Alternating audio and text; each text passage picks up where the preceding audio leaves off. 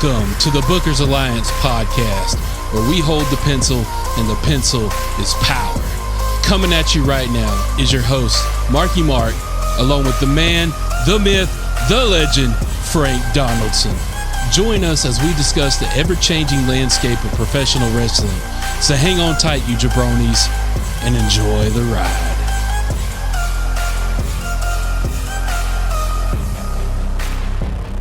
Are you ready?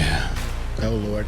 I said, are you ready? If you're not ready, you better get ready, because it's coming. Then for the thousands in attendance and the millions of podcast listeners around the world, and for little Johnny over in the corner who don't know what the hell he's doing.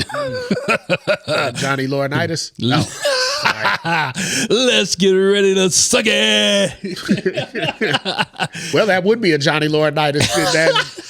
That sounds like a job interview for him. So, yeah, that tracks. Welcome in, everybody. Thank you for joining today's episode of the Bookers Alliance podcast. Come on, sit out the house, bring yourself up your ringside seat, your soda, your popcorn, your whiskey, everything you need. We got to get going. We got WrestleMania 42 predictions to talk about. Yeah, and we got a chock full roster here, so we don't have a whole lot of free time here to chit chat and get lollygag, so we got to get to it. Throw in our sponsor real quick. Heaven Hill Bottled and Bond Kentucky Straight Bourbon Whiskey. Bourbon is at least 7 years old. And we picked this up in our This Kentucky. was an authentic grab. Yeah, here. We got Kentucky this in its own backyard. Because we can't get it here. So, we don't really have a choice to get anything Heaven Hill down here in the NC. So we had to pick it up in its backyard. So cheers to WrestleMania 42. All right. Ooh, I like it. Oh, yeah. I love it. There you go. I want some more of it. That's got that authentic whiskey taste. Like you can taste the barrel. You can taste when you think of whiskey. That has that familiar taste of whiskey taste there. It does. All right, let's get in this thing. Let's get our predictions for WrestleMania 42 going. We're gonna start it off hot. Saturday card, 6-man tag. Logan Paul, Austin Theory, I Show Speed versus the Usos and L.A. Knight. Yeah. No. I said we were starting off hot. What happened?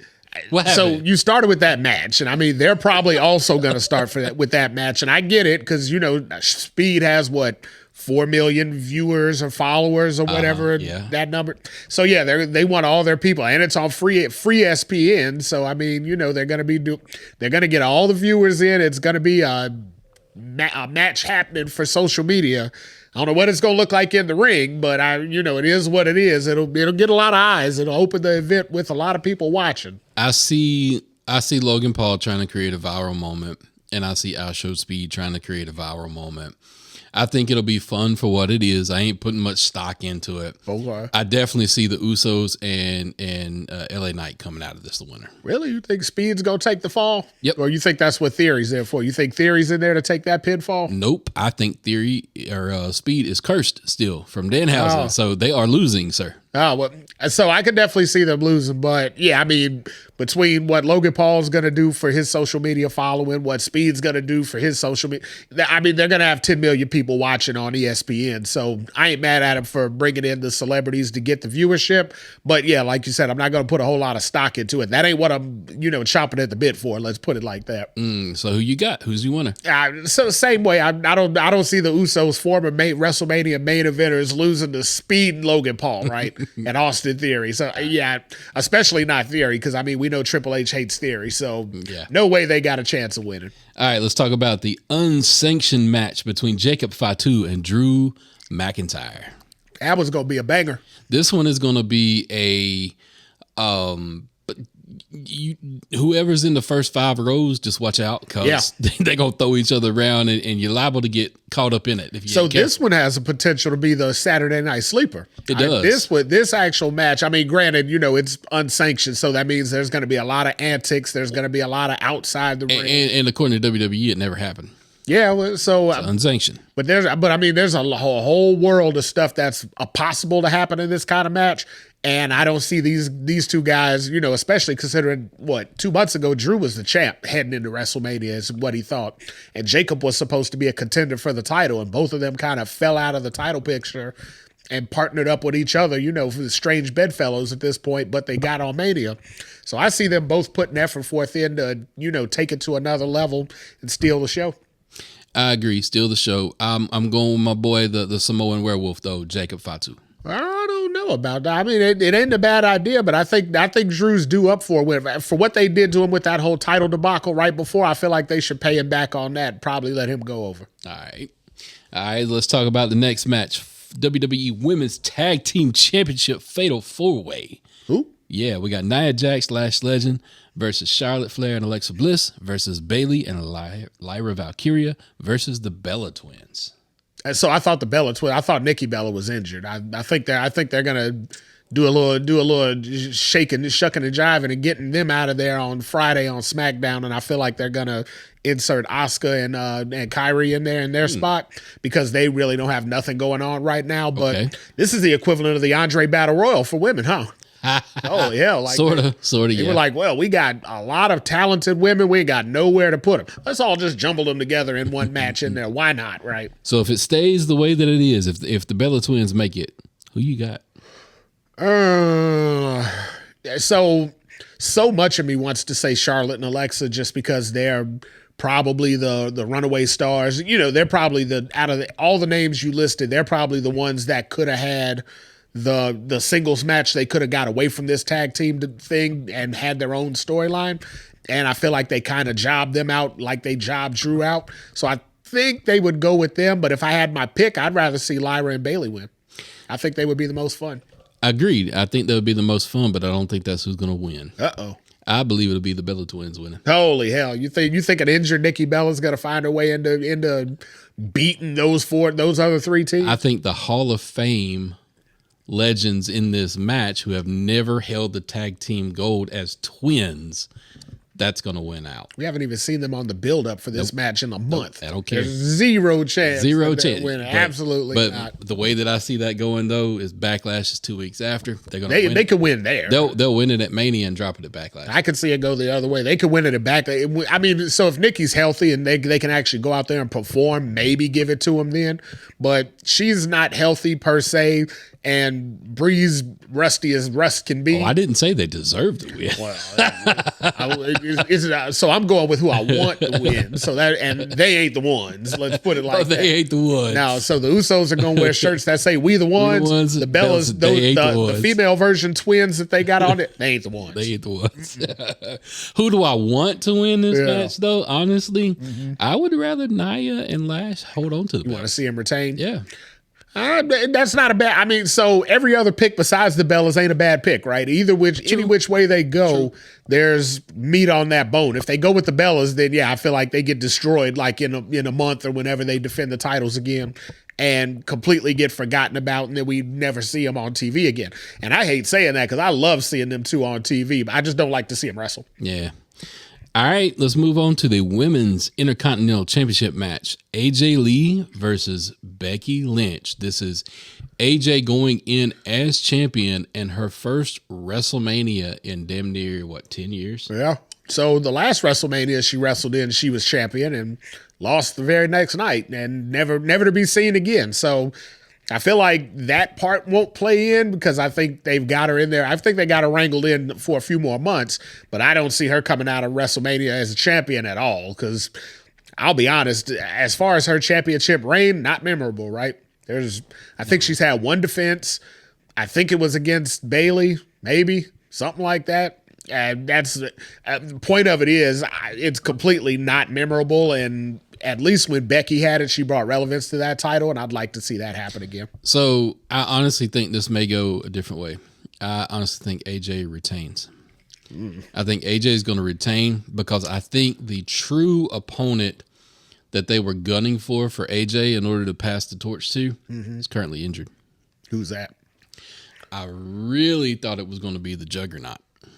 Oh, God. Is she even on the main roster? Her ankle's broke. She is on the main roster, but her ankle's broke. Oh. I honestly think that's where it was keyed up to go towards, and it was going to be a program between Jordynne Grace and AJ Lee. And I think because of her injury, I think that you're going to see AJ walk out and retain. You're probably going to see them run it back again at Backlash just because they're going to be needing matches. And if AJ retains, they can get AJ for a 1-2, kind of for whatever they spent their money on, so to speak, bringing her back. And then AJ going to drop it at Backlash and fade away for a while, like she did after WrestlePalooza. Gotcha. I just kind of see it happening that way because I would love to see Becky Lynch versus Jordan Grace. And as you were saying it, if the key element in that was Jordan Grace to be the next champion, I would much rather see Becky put her over and give her that title than AJ. Because, I mean, if AJ wrestles, that'll be her third defense if she wrestles at Backlash. And then if she gets Jordan Grace at, like, let's say SummerSlam, that'd probably be her fourth defense. I mean, that title needs to be on TV a lot more. Yeah. Which is strange because Punk's always complaining about champions not being on TV with their title. And then, well, apparently he only sees that out of the house, but whatever. All right, next matchup on the card, you called Jacob and Drew the potential sleeper. Yep. I'm calling this one the potential sleeper. Okay, what you got? Seth versus Gunther. So I don't think that's a sleeper, right? I think that's well expected to be. I mean, that's Saturday night's version of Brock Ober, right? I mean, it's not the main event, but it kind of is the main event. Yeah, this is the one kind of, everybody was like, God, it's so rushed. There's no story behind it. Hell, they built every bit of story they needed to build Monday night on Raw. Yeah, and they didn't have to bring in Pat McAfee and Jelly Roll to do it. I mean, they just took two guys who got a valid claim to being the best on that brand because they're both former world champions. They're both pretty much at the top of their game. And they said, you know what? I don't need to hate you. I don't need to blah, blah, any of this. I don't need celebrity. I just want to prove that I'm better than you. And I mean, that was pretty much the stand down that they had. Like, I think I'm better than you and I'm willing to prove it. That's all I need. Yep. Give me, with those two wrestlers, I don't need no more story than that. So just like I believe that Oba and Brock is going to be just straightforward, just heavy hit, I honestly think Gunther versus Seth. Seth ain't no wuss. I mean, Seth has taken his share of battles in the day. So I really do see Seth going, Gunther, lay it in. Let's give these people a show. Yeah, I mean, you know, because of how their build-up came and, kind of all the thrown togetherness that they have in it, those two have gotten together and said, we're stealing the show.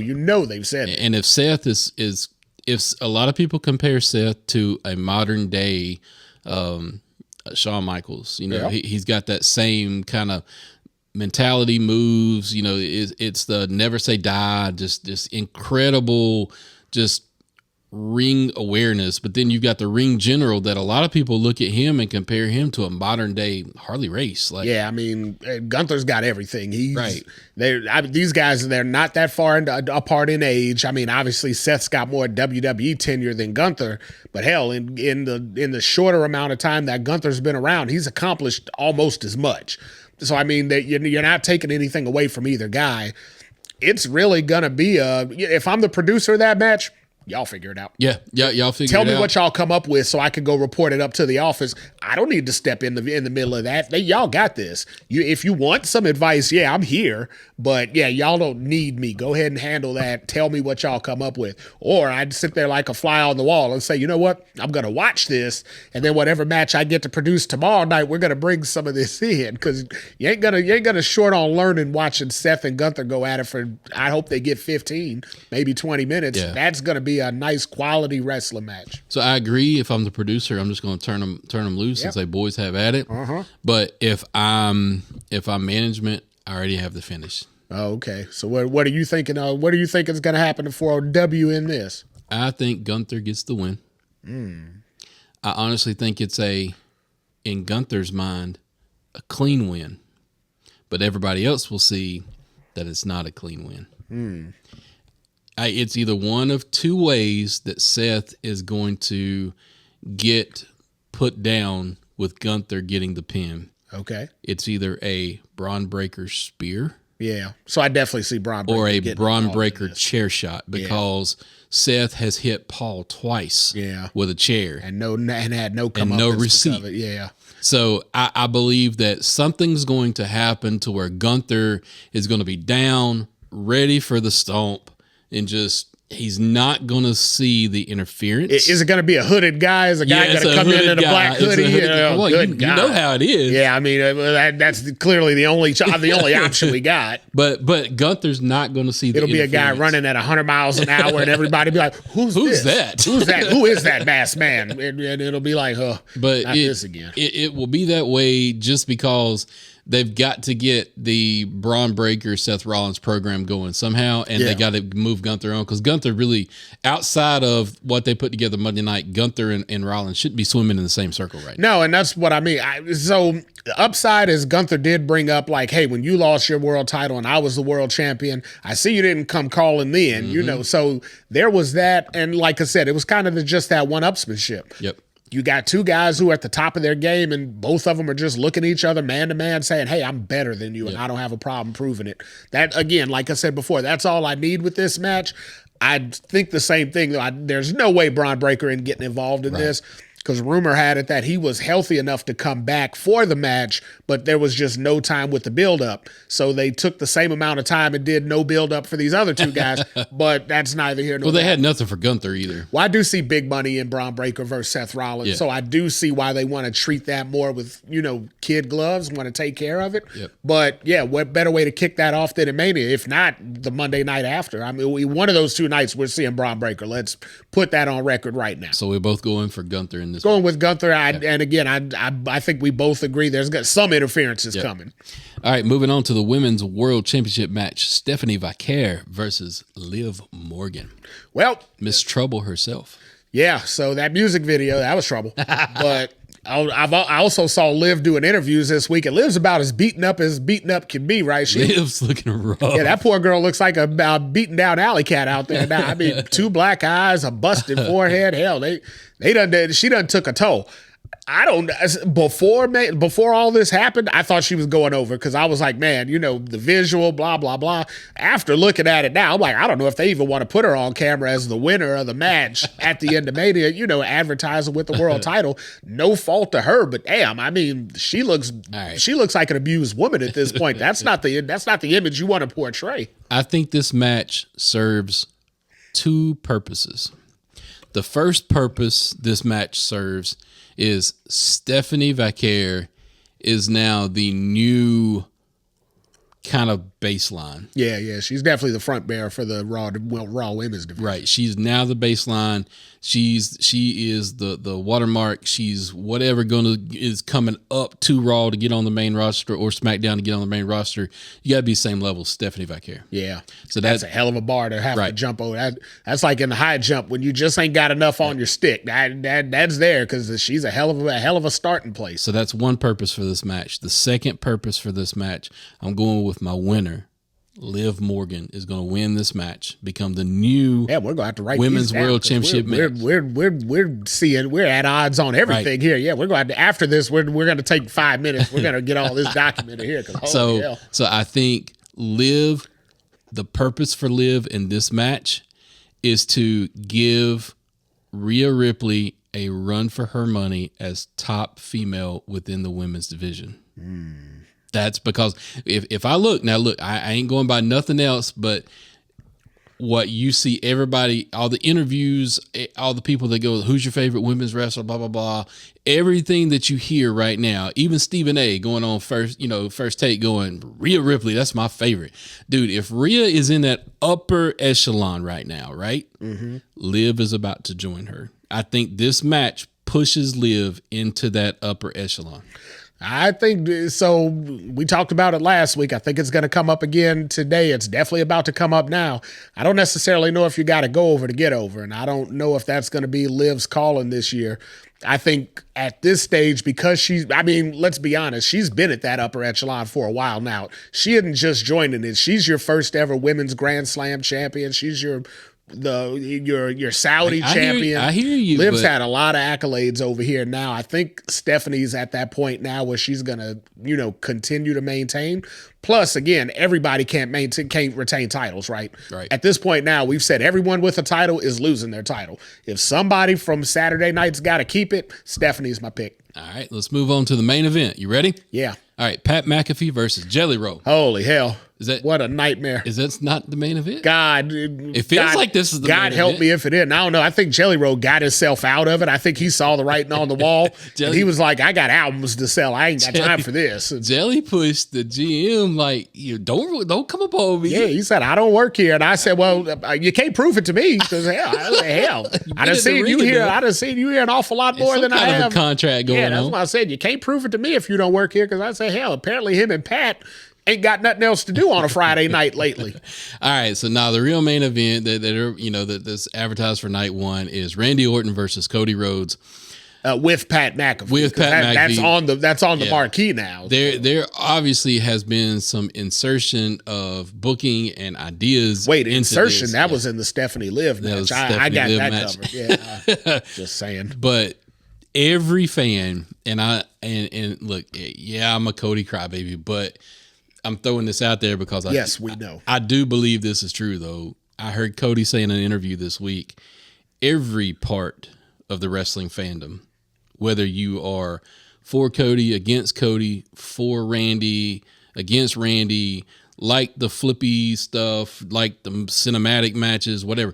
Every part of pro wrestling fandom is looking at this and going, why is Pat McAfee here? They didn't need to touch any of this, let's be honest. But as we talk about, and we talked about this offline, a couple days ago, in just in the middle of recording, just on a random conversation, in my heart of hearts, I can't see where TKO pictures Cody as the guy. I don't think they think he's QB1 like he thinks so. Sorry, Cody. I know this has been your dream and all that, but I don't think that they see you as the guy, because every year they pack in all the extra bullshit they can to try and make Cody's match bigger than what it was. Cody wrestled Roman twice, and they found a way to pack bullshit into that to make it a bigger match than what it was, because they didn't see it as the big match. Triple H said, hey, Roman and Cody, that's the way I'm going. TKO said, oh, the hell with that. We need Rock in there, Rock and Roman, because those are men. And they put Cody off to the wayside. The very next year, it was, well, Cody's the champ now. He's going in. He's going to finally take his place as and they said, well, hell, we got to dig John Cena up out of this mothballs here, because we got to have heavyweight champion superstar power for our main event. And then they still found a way they inserted Rock into some of that. They found Travis Scott in the woodworks. Now here we are, third year of Triple H booking, but yet TKO ownership. And damned if they didn't dig up Jelly Roll and Pat McAfee to insert them in this match.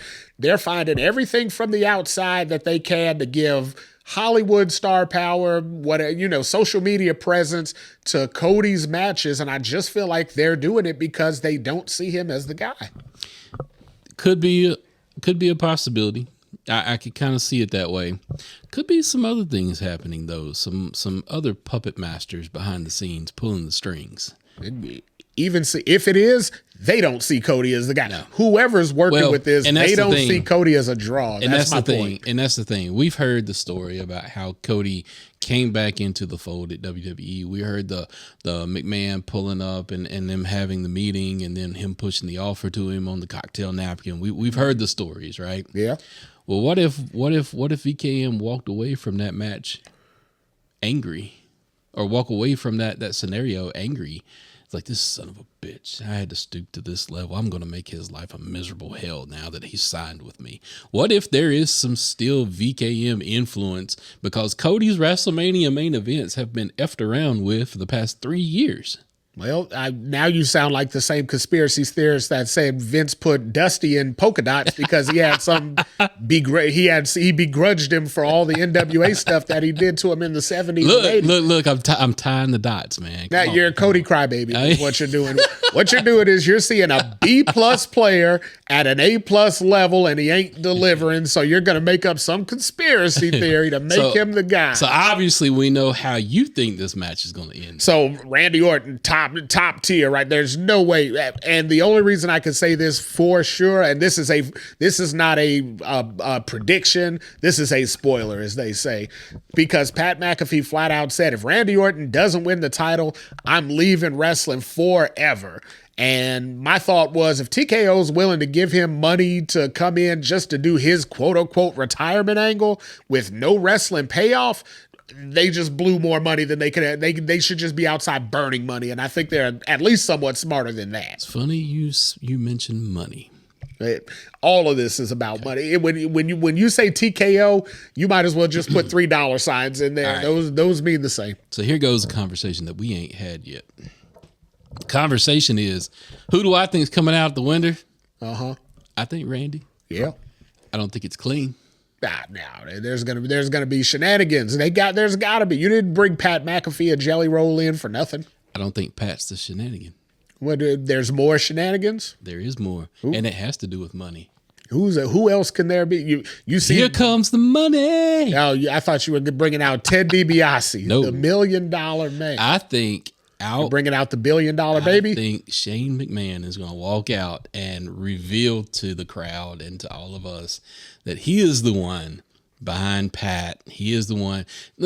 Think about this for a minute. Yes, Shane got cheered back in the day in some scenarios, but Shane is a beautiful heel when it comes to all of this, right? Okay, so obviously Pat being on the phone with Randy made no sense. There's more than one royal family. Right. Okay, they could try to pass that off to throw our scent off the trail.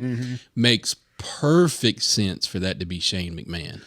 It makes good sense. I've got a better option, though, and I mentioned it already. We Stephanie? mentioned it. No. You need to go a little bit older. Same bloodline, but go a little bit older in that bloodline here. Absolutely.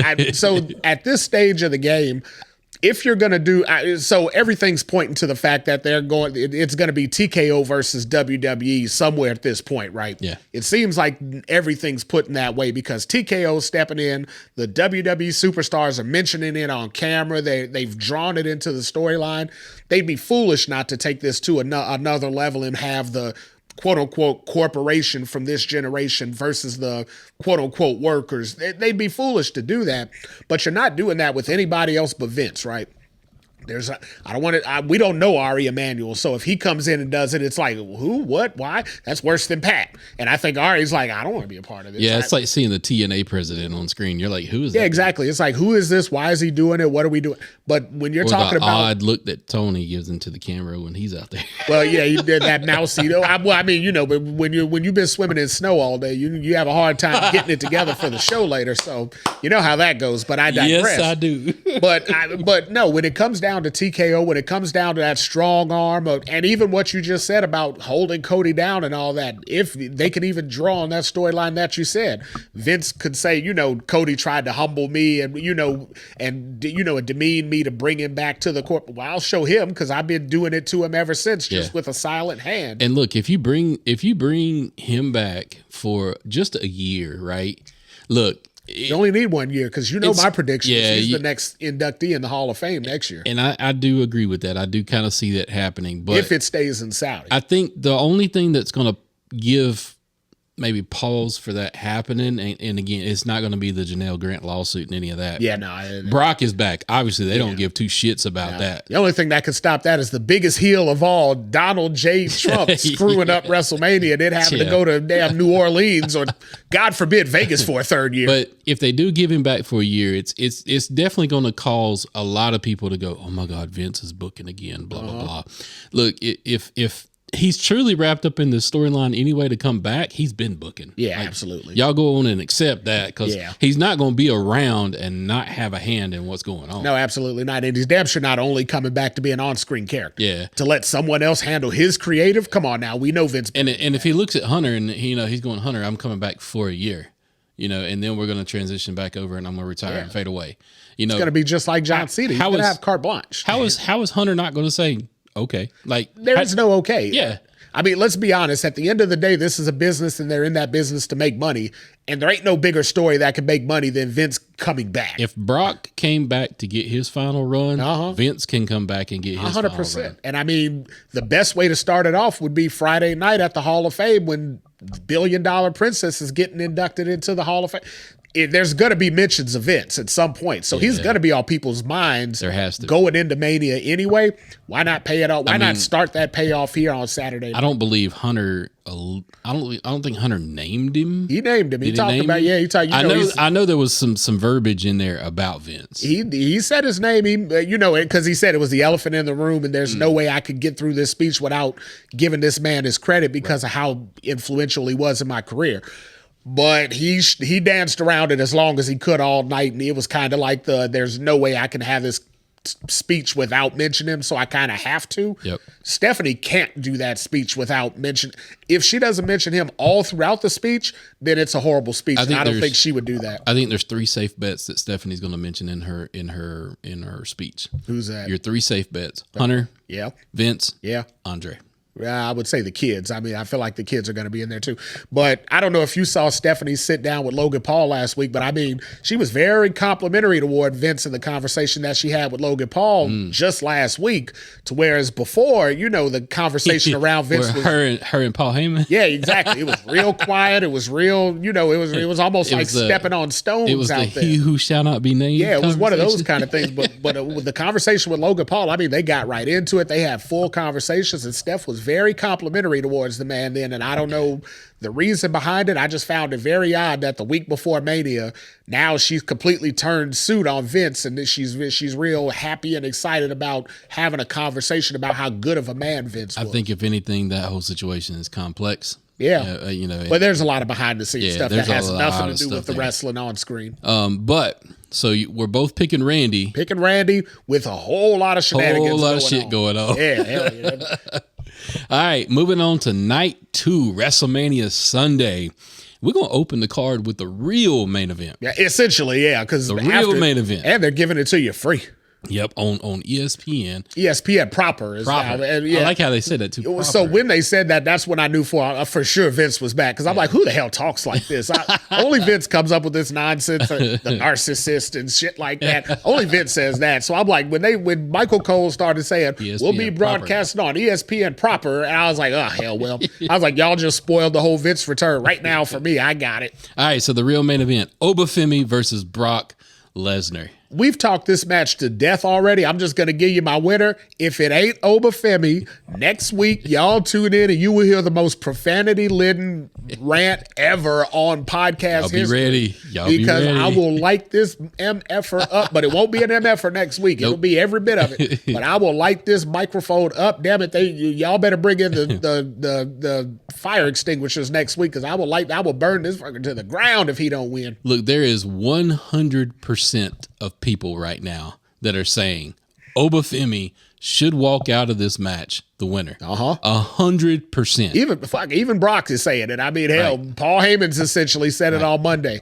After that promo he delivered on Monday with Triple H standing in the ring watching it, if he had any doubts, he should be assured that Oba should be winning this match on Sunday. But I will say this, just as sure, when you think you know that certain things should go certain ways, that's when they change all the questions.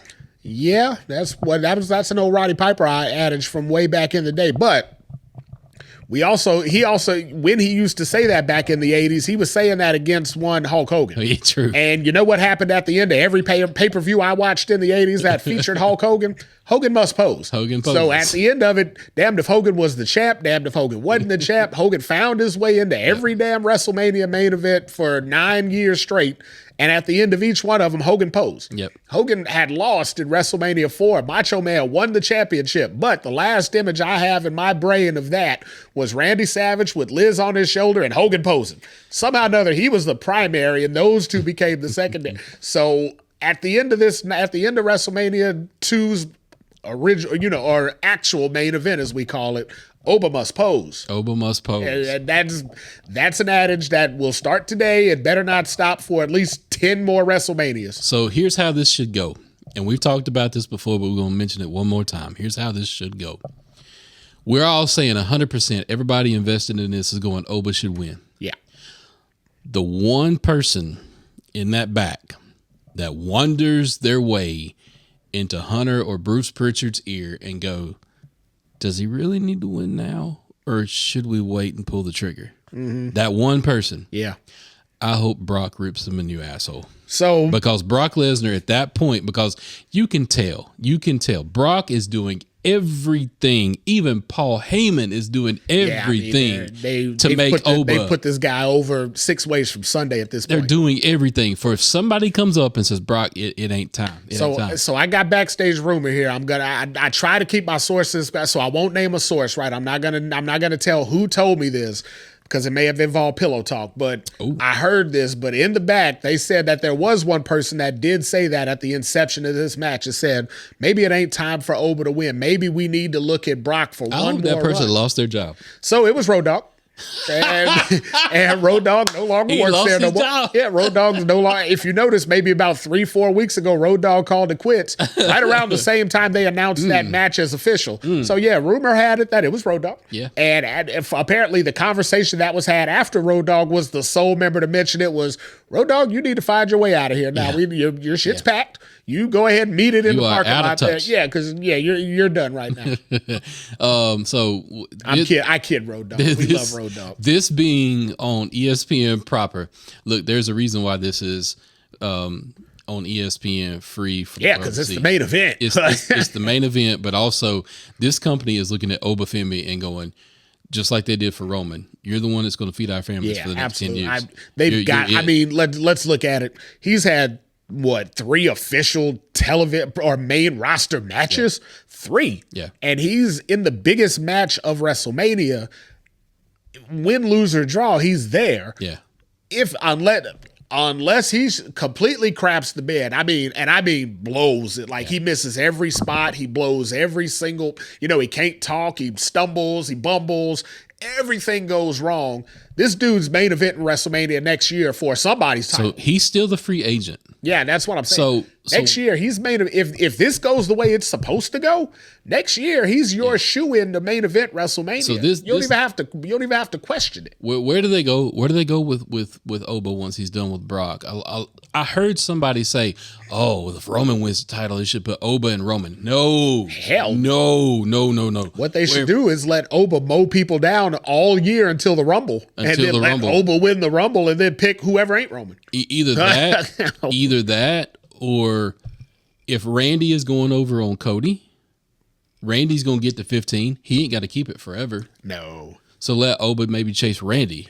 I think Oba and Randy. I don't want that to happen either. I don't want Oba to win his first championship until it's on the grandest stage of them all. I want Obafemi to win his first world title on WrestleMania's main event. I hear you. And crown him as the new superstar for the ages. I hear you, but that is not WWE's mentality anymore. Guys, is it not though? No. So since Triple H has been back, everything's been a long drawn out story. He didn't hotshot nothing. Even now, with all the craziness that's going on and all that, there's still long-drawn stories. The main event of Saturday night, I think, is Cody versus Orton. They've been teasing that for 3 years. We haven't gotten one official match out of them since Cody's come back, but they've teased it each year. So I'm gonna give you a hot take. Okay. John Cena said, "I want to be around to shake the man's hand who gets 18." Okay. I think Obafemi could be the 18. Well, hell, he's got to get one first, but you don't get 18 by long and slow playing it for a year, waiting him to get into a title shot. It doesn't happen. I really, really believe they've got the rocket so firmly strapped on Oba, you're going to see him win a major world championship within 6 months. I really feel that. I definitely disagree there. But so here's the thing I can tell you. Is 18 really a goal anymore? Because if you look at it this way, for Obafemi to be an 18-time world champion, that means he has to lose the damn thing 17 times. We're not in that age of wrestling anymore. That hot potato in the title and all that. You think Roman may never even get to 10. Roman's sitting right now at 6. I don't think he Roman may never even get to 10 because the longevity of his one run. We're going to jump ahead real quick. I think the next title that Roman wins will be the last title that Roman wins. I don't see that. I think we've got at least 3-4 years left of Roman, but he ain't doing no more long 3-year title runs. We'll get there. So obviously we both think that Oba's going to come out the winner. He better. Otherwise, y'all are in for a treat next week. I caution y'all not. If anybody who enjoys this podcast, I caution y'all not. Don't let him not win that match, because damn, I swear, there won't be no music. There won't be no sponsor. No, it's just going to be straight in. Yeah, there won't be nothing. There's going to be record, holy. Now, wait a minute. You said there ain't going to be no sponsor. They might be a whole lot of sponsor. We just ain't going to talk about it. I'll be doing that all week. If he loses. So, yeah, by that point, I'll probably be a liver failure, so that we won't have an official sponsor if he loses. Let's talk about the next one, Intercontinental Championship ladder match. Here we go. Let's run it down. Penta, Javon Evans, Dragon Lee, JD McDonough, Rusev versus Rey Mysterio. Well, holy hell. So the Andre Battle Royal Part 2. Ladder match. Yeah, I mean, essentially. Wow. So after Monday, I would have to say, I guess it's Rusev, right? Because Rusev ran through all those little guys with no problem on Monday. He put everybody down as easy as possible. So I guess it would have to be him, right? That was the facade. Yeah, no kidding. That was the facade. You're not doing a ladder match and you're going to have the biggest, bulkiest guy win the ladder match. Nope. That's not going to happen. It was fun, though. I mean, he threw around every masked man in WWE. He threw them on their ass on Monday, and then found a way to drop Javon Evans, who at the end looked like he was going to try and go for one more, and then he just fell off the apron and said, I forget it. I heard a lot of people say that Javon Evans should win this match. My heart would want to agree with you because I like Javon. My head says no. Because if they want to put the Intercontinental title on Javon Evans, I really feel like it's not going to be in a gimmick match. It'll be in a one-on-one so he can win clean. Yeah, I can see that. So my pick, I'm going with Penta. I think Penta retains. Because again, like we said, at this point, everyone's losing their title. I don't think everybody can lose. I see Penta retaining, but...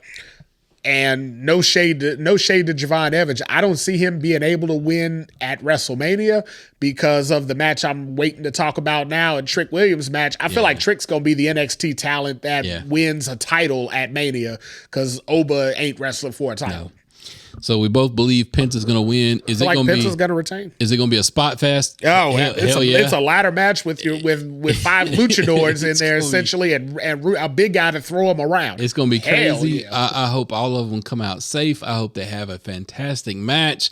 But at the end of the day, the king of the ladder match is Penta. I do not see him losing there. All right. United States Championship match. Yep. Sami Zayn versus Trick Williams. Let's talk about this one. Let's talk about it. I couldn't even keep it out of the last segment. I've been waiting on this for so much. Same issue right now. I don't have to dedicate a whole show to if Trick loses this damn match this week. I don't need to give a whole show to it. But if Oba and Trick lose next week, we might have to go an hour 15 because I'm going to give 15 minutes to what the F are y'all doing with that? So everybody that was going, look, Melo should be in this match. Yeah. Okay, I hear you. Again, my heart says that as well. My head says no because Trick is going to win this match. Yeah. And if Melo is in there, what does that do for Melo? Him losing again? Yeah. It doesn't do anything for Melo. So Melo being on the sideline for this match, my head is okay with it. My heart wants to see him there. I got a different twist on it too. So if you're Trick Williams and you're going to win your first championship at WrestleMania, you got to do it against a proven name. We love Melo. Has Melo ever wrestled a WrestleMania match? No. We'll need two guys in there debuting their damn WrestleMania. One guy debuting versus another guy debuting. You can't put somebody over that way. You don't make a star by having two brand new guys debut in the same match. Right. That's awful. I mean, that's horrible. What you do, though, is you take a formal WrestleMania main eventer who carries a title in there, and you let the young rookie take their title from a proven WrestleMania main eventer, longtime veteran of the company. That's how you make a star. Afterwards, now you can do all the Trick Melo game that you want. You got the whole summer to run them two guys. I mean, those are two horses. They'll be around for a long time. I want to see them. I want to see Melo be the challenger for Trick. I don't want Trick to do the U.S. Open challenge. No, that doesn't work for him. No, absolutely not for his not for his character. But what I want him and Melo to have a series of matches that Melo and Andrade had. Exactly. Give me a best of 7. Like I said, the whole summer. Yeah, run those two guys the whole summer. Give me the best of 7. Give me a SummerSlam match between Trick and Melo. Hell yeah. And let it be just balls to the wall between them two for SummerSlam. I absolutely. That's how you. So you make a star in Trick. Then you let Melo meet him there because you know they got the chemistry. You know they know what they're doing, and you know they can handle that spot. If y'all ever seen them in NXT, you know what we're talking about. Yeah, and most people listening, they're watching some NXT, or if not, you heard the past episodes where we talked about these two guys. You make a star at WrestleMania by letting him put over a proven veteran. Then you pair him up with his best dance partner that he's probably got in the entire company, and let both of those two guys make magic all summer. Chef's kiss. To hear the stadium Sunday night going whoop that trick, it's going to be amazing. Can you imagine? So 45,000 strong, even though the stadium sits 70, but 45,000 strong on Sunday night will be saying whoop that trick. And so hopefully Sammy don't come in there with intentions of winning. Sammy, I love you, but it ain't happening. Nah, this ain't your day. And just a little side note, you want to sit down and listen to a good podcast. I want to throw some love right now to the Pivot. Go out there, listen to Trick Williams' podcast with the Pivot. Fantastic discussion. Listening to a little Matrix Belton there. There's a lot of real talk in that. I liked it. Loved every bit of it. I was glad he talked about it. Yep. All right, let's move on. We go into the Demon Finn Balor versus Dominic Mysterio. Ooh, we got a demon sighting. All right, so this is when they advertised the demon, that sealed the fate of Dominic Mysterio. It sealed it when they first announced his match. Yeah, you're not bringing the demon back to lose. No, absolutely not. That's why I said when they first announced this match and there was conversation about what if we get the demon back, I was like, oh hell, well Dom's losing. But if you notice, Dom's AAA title is not on the line, so it really don't matter if he wins or loses here. But again, like you said, you're not bringing the demon back. I mean, the entrance alone, we haven't gotten a full demon entrance in 3 years. Yep. And hell, the last time we saw it, he lost. So we haven't gotten a winning demon entrance in like 5 years. And no way he's losing again. I do not want the black and purple Judgment Day demon. Please don't give me that. Please. No, I think that's done. I know he's kicked out of the Judgment Day. I understand that. I think he goes back to his roots. The red, white, and black demon. I want to see the full body paint. I want to see the full Venom face on there. Everything. I want to see it. Music. I want to see JD come out there and I want to see him take a headbutt or something that. Well, I don't want to see him give a headbutt because good God, that's probably what happened to Liv's forehead. But yeah, foregone conclusion, Demon's winning this match. We ain't gonna disagree on that one. No. All right, moving on. WWE Women's Championship match: Jade Cargill versus Rhea Ripley. All right, we might disagree again on this one. This one, look, the build to this match, all it has been is I'm that bitch. It's been a mess. Yeah, and look, that's been a theme for a lot of the Mania matches we talked about. Is the build to it? It's like, damn. We even had to spin in Michin and B-Fab. But we had to get somebody in there to take them damn bumps. To take some bumps for Jade. Look, EO's going to get her moment somewhere in this too. Yeah. EO wander down the ringside somehow, some way. Where do I see this match going? My heart says Rhea Ripley. Okay. My head also says Rhea Ripley. Well, there you go. So you are all in on Rhea Ripley. So I am not there. I do not. At this stage. So again, as we talked about up to this point, at least as far as my predictions have gone, I think every woman's lost except Stephanie Vaquer. Mm-hmm. Every male champions wise, at least every male champion has lost except one, Penta. That's the only male champion. There's no way every other title flips at this Mania. I feel like Jade still holds on, but there is a caveat in that because all the former AEW wrestlers who are holding titles right now, I do see falling at this Mania. So it's pulling me, I'm kind of torn in between because I'm like, does Triple H take his shining star from NXT roots all the way up to the main roster? Does he let, her get beaten by Jade Cargill, who is basically an AEW product transferred over?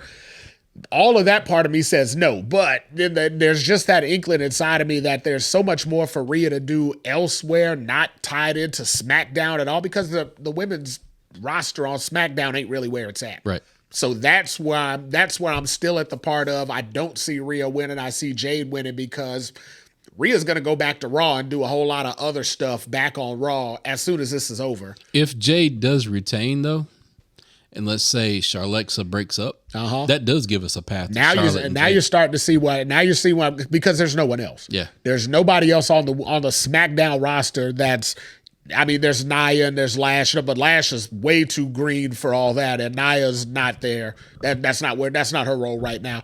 But Charlotte and Jade. So Shade and Charlotte. Yeah, somehow or another I found my way into that. But Charlotte and Jade, that's really that payoff marquee match that as soon as Jade won the title, everyone started looking at. They've hinted at it, they've poked at it, they've prodded at it, they've teased it, they've gotten their reaction. They know there's money there. I don't see them leaving that money on the table just for the sake of putting Rhea over. You know, we've all talked about Jade in the past, the in-ring stuff in the past. You know, what I'm hoping for is to see Jade out there versus Rhea and get pleasantly surprised. Hey, that's what I'm hoping for. Best case scenario, they've been working on it, they got it together, and I mean, play to each other's strengths, right? Now, we know what Jade's good at. We know what she ain't so good at. Let's not find a way to expose what she ain't so good at. You know what I've not seen Jade be in the ring? What's that? Vulnerable.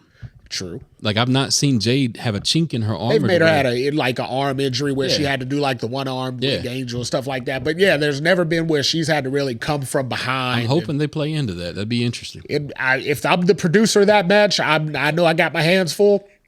Again, I would say, hey, here's what Jade's good at. We're gonna make that the focal point. We're not gonna play into what she's not good at. Let's move into the final match on the card. We're gonna move into the World Heavyweight Championship match between CM Punk and our tribal chief. Yep. Put your ones up. All right, gotta have the ones chief up there. Yeah. Roman Reigns. So the fact that we're putting the ones up means we don't even really have to have a discussion about who we think's winning, right? It gives the cover away. Yeah. We may have a little bias over here for that, but I mean, let's be honest. The company hasn't been more successful than the period of time where Roman Reigns was champion. And what show is the World Heavyweight Championship defended on week in and week out? Monday Night Raw. Right. And who hosts that? Netflix. Who pays WWE the most money of all companies in the whole wide world now for their TV rights? Netflix. So if Netflix says, hey, we want to see a certain someone holding the world title, on a lot more shows than before, who might that be? It'd be Roman Reigns. Yeah. So so Triple H and all that, we don't like TKO. We want to buck the system, blah, blah, blah, blah, blah. Yeah, they're not bucking the Netflix system, right? I feel like, and I said this is on record on this show, the minute ESPN got in bed with WWE and said, we're doing the podcast or we're doing the pay-per-views, and then Netflix popped up and bought Raw, I said right away, I was like, there's no way Roman doesn't move over to Raw and start defending that title over there. Yep. I said, Netflix wants to be bigger than ESPN. Yep. They want to be more. And ESPN's got WrestleMania, right? How do you get bigger than WrestleMania? You bring Roman in 6-7 times a year on your Monday night show on Netflix. Pot, kettle. I mean, there's no other way they're going a different way this year. So there was something that happened this past week that gave me cause to further agree with the whole Roman Reigns is going to win this match. Roman was on an obscure YouTube channel. Matter of fact, a lot of people would not. I was doing his watch collection. The watch collection. Yeah. A lot of people would not have seen that.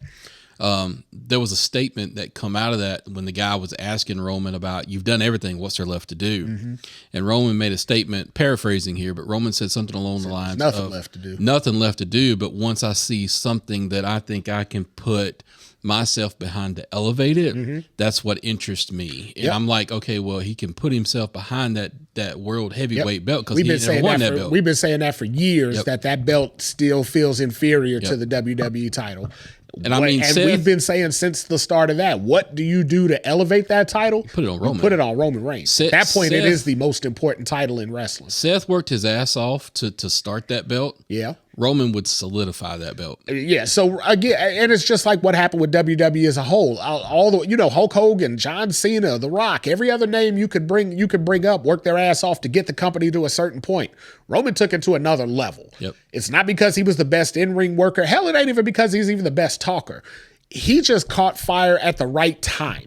Coming out of the pandemic when everybody was grasping onto straws and needed something to hold on to and to get behind and to feel good about, Roman popped up and hell, he was the champ.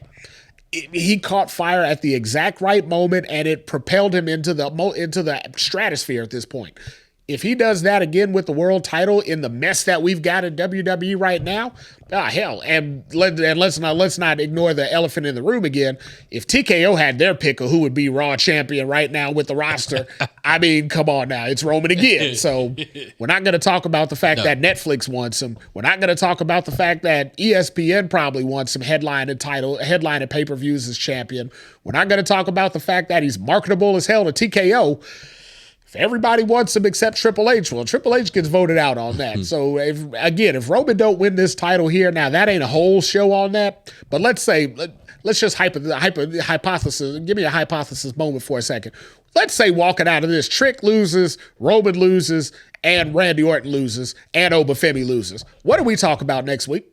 That was the shittiest ass WrestleMania I've ever watched in my life. So you know what happens next week if all four of those things happen? This is our episode 175. Yep. There won't be a 176. If all four of those, calling it down. If all four of those guys so what we're gonna do? We're gonna rebrand to be an AEW podcast at this point because if the four of those guys all lose at WrestleMania, then they're shittier than AEW at that point. We're gonna be an AEW TNA podcast going forward. I'll never talk WWE again. Oh my god! So I'm just saying that now. So we're gonna take. I got to start watching the product. That's why I say we're gonna take these. They got a match going on tonight as we record. Apparently, if the four of them jokers all lose, I'll never talk WWE again on this podcast. There won't be a 176. Next week will be episode 1 on the brand new podcast. Well, on that bombshell,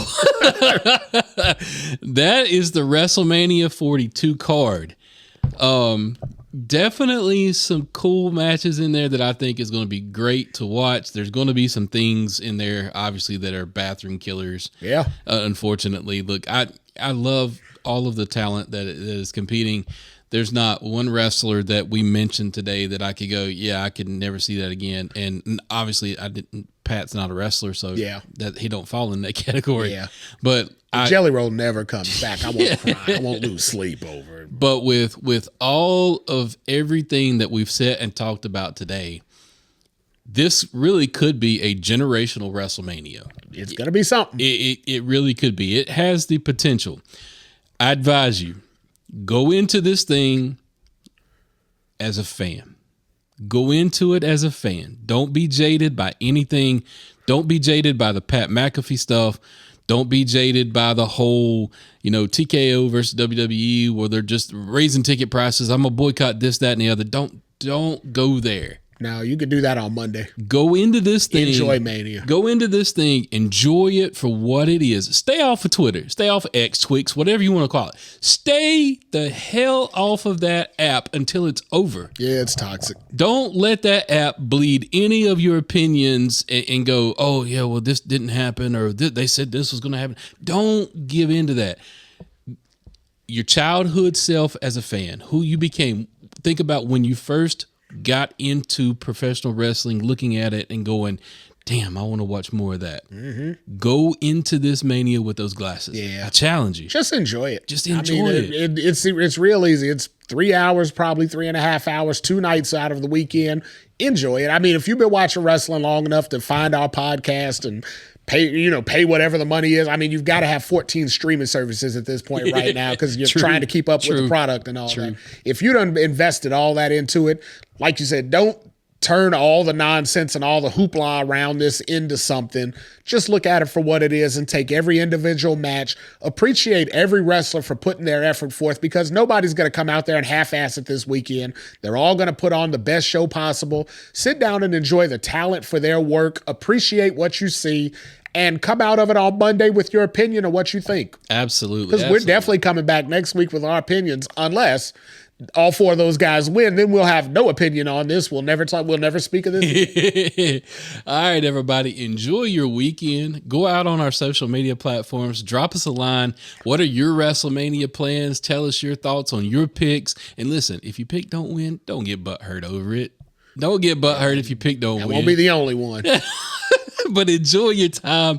Thank you for listening to today's episode. We appreciate you, and we bid you adieu. Happy WrestleMania season. Now, we're not going to talk about today's podcast was produced by SBP. You can find our podcast on all major podcast platforms. Also, connect with us on our social media accounts. search for The Bookers Alliance on Facebook, Instagram, YouTube, and X.